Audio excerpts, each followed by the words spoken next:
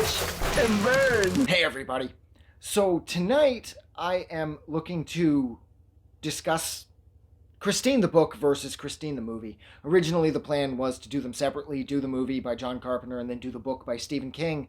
But every time I found myself discussing it with myself, I kept making comparisons to the other one. I'd be talking about the movie, then I'd say, well, yeah, but it was better than the book. And then I'd be talking about the book, and I'd say, oh, the book was better than the movie in this regard. So if I did two separate reviews, it felt like all I'd be doing is that endless comparison. So I figured I'd just do them both at the same time. First off, the movie beats the book. God. King has this, I don't know, like this endless need to overwrite everything. The book works out to being roughly 503 pages, give or take, and the book should have been 303 pages. There's just so much about the book that I just don't like. It just takes way too long. There's an essential, like I would say the first 150 pages or so are absolutely essential Stephen King. Like that this book gets up and running really fast and it seems to like keep it going. It keeps the momentum riding high. But then I blink and it's like I don't know, the movie just I mean the book sorry just starts to sort of get kind of plotting and it's like there's all this extra stuff about Dennis's football career and how his team's losing and I'm guessing King put that in there because Christine's influence maybe comes into play there because maybe Christine is the reason why his team is losing as much. And we do end up finding a lot more about the characters in the book, which I do really like. Like I did find that the movie was a little brief regarding, say, Arnie's family, like his parents, Regina and Michael, I believe his father's name is. Seen the movie a million times, read the book twice, and all of a sudden I can't remember the characters' names. But in the movie, they just seemed sort of cold and distant and very controlling, which they were. And Carpenter and everybody, Carpenter and his team did a really good job of conveying that because that is who they are in the book as well. But in the book, we do get to learn more about Arnie's parents, and they're more humanized because you see that despite his mom's sort of iron fisted approach to parenthood, she really cares about her son. And his father is terrified about what it appears that Christine is doing to him.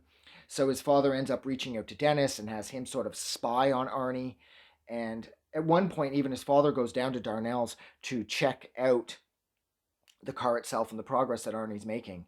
And it freaks him out because of the way Arnie is fixing Christine up. It seems sort of all over the place, which isn't like his son because Arnie was always a little more methodical. He always had a little more sense of purpose. His sense of drive was a little more focused than that, and it freaks him out because, like I said, like the work on the car seems to be all over the place. And this is touched on at the start of the movie when Darnell's talking to the other mechanic, saying, but look at how cockeyed he works. Like he puts brand new windshield wipers on a busted windshield. And the old guy he's talking to, he's like, yeah, maybe. He's like, but he does have good hands. And Darnell's like, yeah, good hands, bad taste in cars.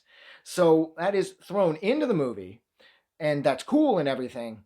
But I really did like how they humanized Arnie's, or King, sorry, harmonized, Jesus fucking Christ, how he humanized Arnie's parents so much more than Carpenter did in the movie. So that's cool. And I could also say the same thing about Dennis and his family. You find out a lot more about his sister, for example. She's a typical kid, yada, yada, yada. She's going to the mall to buy skis with some of her Christmas money, and she's always reading like Tiger Beat and shit like that, and she's obsessed with pop culture. Whereas in the movie, you really only see his sister once, and that's when Lee calls at the end. And she's like, it's a girl. And other than that, you don't even see Dennis's parents. They pretty much don't exist. Dennis and his sister are raising themselves in the movie, more or less. But in the book, we get to know a lot more about Dennis's parents. We find out that his dad, for example, he used to work for Darnell, and he knew that Darnell was a sketchy dude, and Darnell is a sketchy dude in the book, a super sketchy dude. He's running tobacco, he's running firearms, and he's running car parts illegally, I think, pretty much all over the country. Darnell's been picked up by the cops a bunch of times, but the Will Darnell in the book is a way more clever dude than he comes off in the movie, and I liked that too. Darnell had more of a um, a heightened sense of criminality. Like he was a master criminal, so to speak. He knew how to get himself out of tough spots with the cops and yada yada yada. And so I thought that was cool because the Will Darnell in the movie is sort of this sluggish, sort of useless oaf type that's just sort of like some human snail. You know what I mean? This dirty, gross looking, slimy dude who's an asshole. And that is who Darnell is in the book as well, but he does have way more layers. But outside of those good things, and they are great things that I can say that King has definitely poured into this, oh, Christ, the book just isn't scary. The book can be summed up in essentially one line. It's a ghost story. Even though King doesn't specifically get into what it is about the ghost story that makes Christine the car so evil, we can make the assumption that Christine is evil because her former owner, Roland LeBay, the guy that sells the car to Arnie at the start of the book, he's evil. He's an angry motherfucker who's pissed off at everything. His kid dies in the car, his wife commits suicide in the car, just like in the movie, except he doesn't give a fuck. The difference being, in the movie, Roland LeBay is dead, and it's his brother selling the car to Arnie. And that makes it creepier because we don't find out as much. Because again, King has a tendency to overwrite, in my opinion, and he over-explains everything. And I don't want to know that much about Roland LeBay. I want him to remain this sort of mysterious figure off in the shadows who owned this car, and we don't really know a lot about him. We knew he was pissed off. Darnell, even at one point in the movie, points out how he knew a guy who owned the car way back when, and he was a mean motherfucker. And so I liked how the idea of Roland LeBay was again left sort of like out in the distance somewhere. Like he was somewhere out there watching maybe, but it was more about the car. Because in the book, like I said, it's a straight ghost story.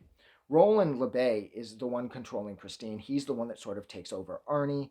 At times, you can even see Roland LeBay's face in Arnie's face. And I don't like that. I just find that it's not scary because King has over-explained everything. In the movie, we don't understand why Christine is evil. The movie opens up with it crushing the dude's hand after he opens the hood in the factory, and then the other dude, it kills that dude because he makes the mistake of ashing his cigar on Christine's seat. She pushes the seat forward, chokes him out just like she later does in the movie to Darnell. And I like that more. The reason that I read the book was because I wanted to find out if King would get into the origins of Christine's evil. Like, was she possessed by like a Pazuzu type character, like a demon, sorry, like what happens to Reagan in The Exorcist? And that would be kind of cool. You know, we're not really sure. The movie does definitely lean heavy into the fact that the car is the ultimate original evil. But I was hoping, therefore, that the book would provide more insight into that, which is really ironic because here I am saying things like King has a tendency to over-explain and King has a tendency to overwrite, and he doesn't talk about that at all. We don't know why the car is evil. In the book, we're led to believe that it's just because the car is sort of possessed by Roland LeBay, but that doesn't make sense because Roland LeBay is the one that sells the car to Arnie in the book at the start. And as they're driving away, you can see LeBay crying in the rearview mirror like he had to let go of his girl or some shit, which doesn't make any sense. I don't know why he'd sell it then. And then he dies like a week after he sells the car. It's like the car was the only thing keeping him alive, even though the car was in a complete and total state of disrepair. That is exactly the same in the book as it is in the movie. So I just don't like that. That's like, why would he get rid of the car? And why he's crying? Why the fuck would you get rid of something that you know is going to make you cry once you've gotten rid of it? That just doesn't make any sense to me. And then once he dies, the possession starts, and Arnie starts to change. His acne clears up, but then he starts to look a lot older. And like I said, at times you can see LeBay in his face. And Arnie starts smoking cigars at one point because of Will Darnell's influence. And I don't know. I also thought it was kind of cool how in the book, Dennis doesn't like standing in front of the car. It freaks him out. And Christine has started to infect his dreams as well as Lee's dreams somewhat. So it's cool that we do find out that aspect of it too, that Christine has the ability to fuck with you while you're asleep. It's like she has these very supernatural powers. But it's all rooted back in a traditional ghost story, and I just don't love that because it's just too easy. And ghost stories, I've never found them particularly compelling or scary.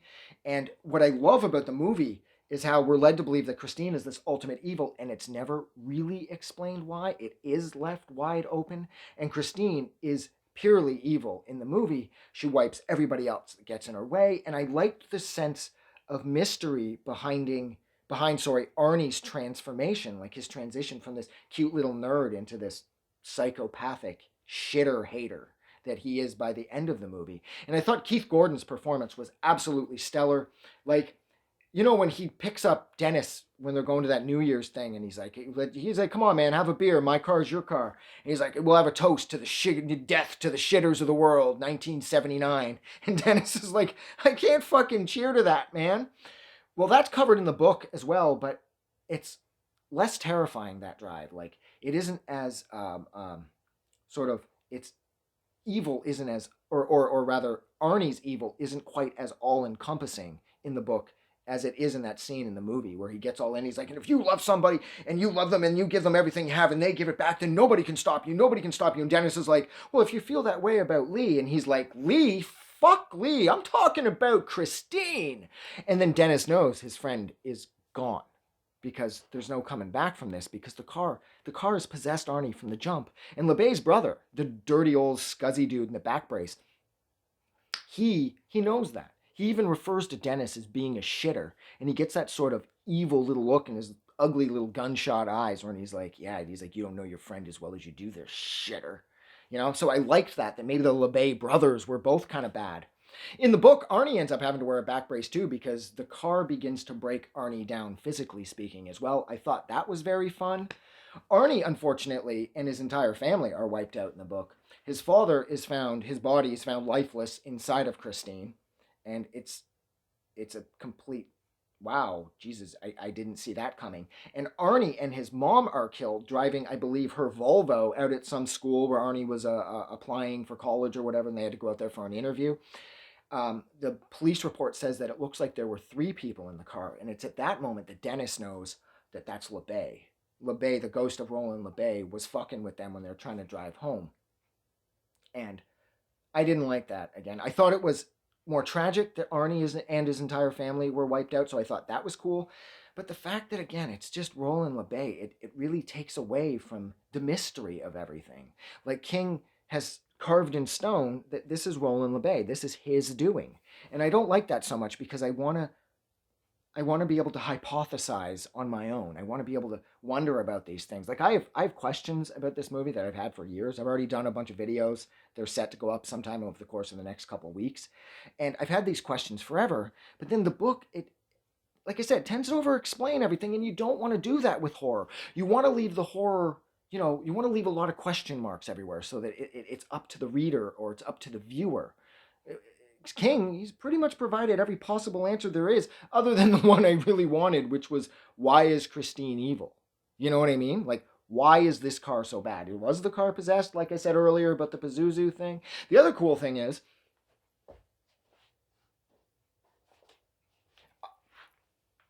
I have owned Christine for a number of years now, and Christine has never fucked with me once, and I think that's because Christine knows that I control her.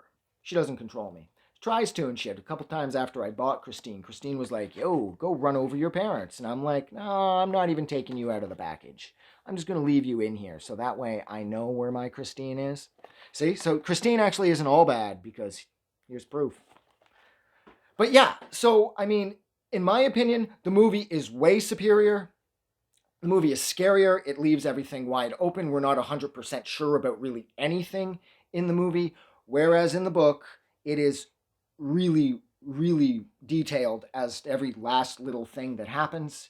I did like how Buddy Repperton and his crew destroy Christine at an airport parking as opposed to doing it in Darnell's garage in the book. I thought that was kind of fun.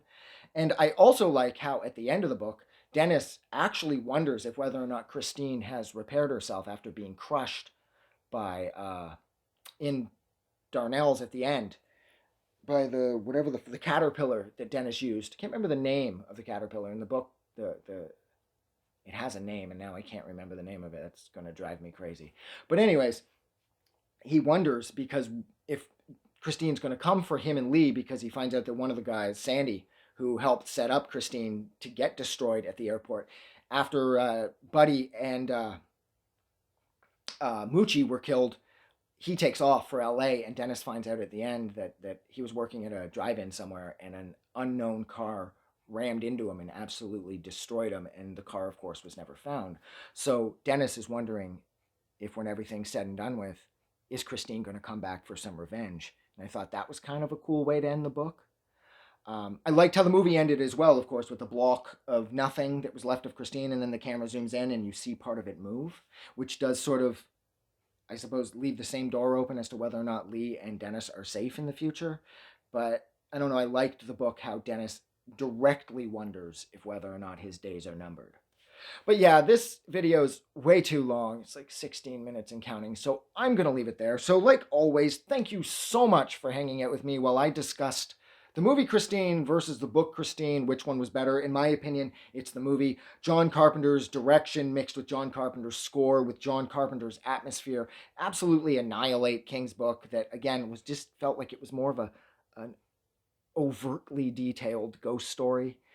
And I thought the book was cool. It quotes a bunch of songs, and the songs always have something to do with cars. And I liked how the book was set up. Like it would say, for example, in the beginning, it was, where's Dennis, teenage car songs, and then it switches over to Arnie, teenage love songs, and then the last third of the book is Christine, teenage death songs. I thought that was really fun too, but the book's too long, and I found the last 100 pages like just so difficult to get through. I'm glad that I saw the book through to completion again and everything, but man, I felt worked at the end of it. And whereas every time I watch the movie, I feel energized, like I just want to watch the movie again, or if I'm going to go listen to the score again because they're perfect. And maybe it's, I don't know, maybe I'm more of a movie person than a book person, but that's not entirely true because I love reading and I've read like a billion books. And most of the time the book is better than the movie, but in this case, in my opinion, the movie is definitely superior to the book. And that's it. I'm getting out of here. So like always, thank you so much for hanging out with me for damn near 20 minutes while I discussed whether or not the book Christine is better than the movie Christine.